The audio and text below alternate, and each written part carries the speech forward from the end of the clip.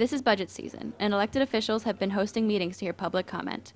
On Friday, Speaker of the House Christopher Donovan, Minority Leader Larry Facero, Senate President Pro Tem Donald Williams, and the Senate Minority Leader Pro Tem John McKinney held a breakfast at the Holiday Inn for those in the business community, where they addressed a variety of ways to deal with the deficit. Each official was allowed time to speak, and here are some of their responses. Now, in terms of health care, we do have good benefits, but as I just said, it's less expensive than most other benefit plans out there. The fact that we can save money on Medicaid with our prescription plan shows we have a pretty good plan. I'd like to offer businesses to get into that plan. You will save money too. Right. So it's important to understand your thinking. You had the governor down here Tuesday. Right. He made it very clear if you took state employees, transferred them to the federal system, which is a good system, the state of Connecticut would save $100 million a year. So yes, state employees have a good system. You can make some changes, but it's a very expensive system. It's not. So my well, question no, I think I beg the difference. Does it have to change? It's not expensive, and that's part of the negotiations that the governor has to have with state employees. As with any employee relationship, whether it's Wall Street or the state employees, there's a contract proposal. The governor is negotiating with that, and they're going to have to try to work it out. But I think the idea of racing to the bottom in terms of health care is something we don't want to look at. Everyone in this room would give much to have a tenth of what the benefits are currently offered and given. There must be change. That would be $3,000, by the way. Our governor has said it. Our neighboring states, chief executive officers from both parties have said it. You hear it around the country. We cannot sustain the current compensation system that we provide our state municipal employees at this level. We cannot do it. We cannot do it. We cannot do it. So we know about we need to improve our transportation system. I'm sure people are very happy with the new rail cars that we have. Guess what? They weren't free. We had to pay for them. And they're helping our infrastructure in terms of rail. The colleges, community colleges, the state universities are part of our infrastructure. I was at Norwalk Community College, I was at Nantucket Community College, and there is a very intimate relationship with the businesses community and the community college is in terms of reacting to what they need in terms of a trained and educated workforce. First of all, we've always put forth that very thing. We're supposed to be about jobs, but in fairness and to be consistent, if we are going to be looking at trying to balance a budget and close the hole that we talked about, tax incentives basically means a loss of revenue to the state. So before we get to incenting by way of tax breaks, at this stage anyway, and I think that's certainly something that we should phase in over time, we have to get our own house in order. Gas tax increase, do people want it? Absolutely not. Tolls? No. But I respect the governor for taking on this issue and proposing some unpopular solutions. And I'm willing to look at what he has proposed because it has to be paid for in some way. And neither one of those are appealing. And tolls, you know, as Larry pointed out, things have changed a lot since the 1980s, and with Easy Pass in New York and New Jersey and Massachusetts. You know, Connecticut is the one place without that. Could that increase some congestion at times when we're trying to decrease congestion? Perhaps.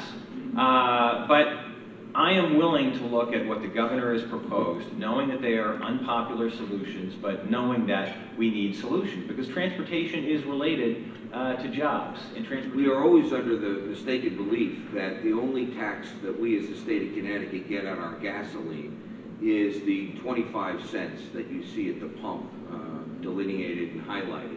And the governor's proposed raising that to 28 cents.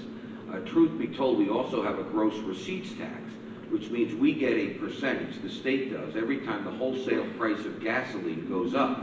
So every time you turn on the television and based on something that might happen in the Middle East or elsewhere in this world that causes the price of gasoline to go up, every time it goes up, even though that state tax stays at 25 cents, the state is enriching itself because we have a floating percentage gross receipts tax. So I don't believe at this time, in this economy, where people are hurting out there, and we already have, I think, the highest gas prices in the country, except for maybe Alaska and Hawaii, that we should be increasing that even more. Look, the governor didn't propose tolls, let's be clear. He proposed a 3-cent increase in the gasoline tax. I think that's a bad idea. We should not do it. I think tolls we can't do right now. We need to look at it. One, you need to get a waiver from the federal government to do tolls.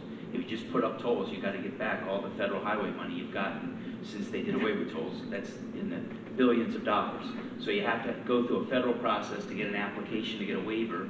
The reason you get the waiver is if you can show that your tolling system is for traffic mitigation. Well, border tolls probably aren't for traffic mitigation, they're just for revenue. So you have to need a whole statewide tolling system. You're going to get a lot less votes for that than you are just for border tolls. We also ought to wait and see what happens in Rhode Island. There's a federal lawsuit in Rhode Island. If you go over the Claiborne-Pell Bridge and you have a Rhode Island Easy Pass, you pay something like 25 cents. If you don't have a Rhode Island Easy Pass, so you're paying cash, or you're just a Connecticut Easy Pass or New York Easy Pass, you pay like $4. This whole situation, if we're going back, as I've often said, to 1983 with those green things across the various highways where you're waiting in line and choking from exhaust fumes, no. And a lot of people say, well, the technology has changed such that you won't need that.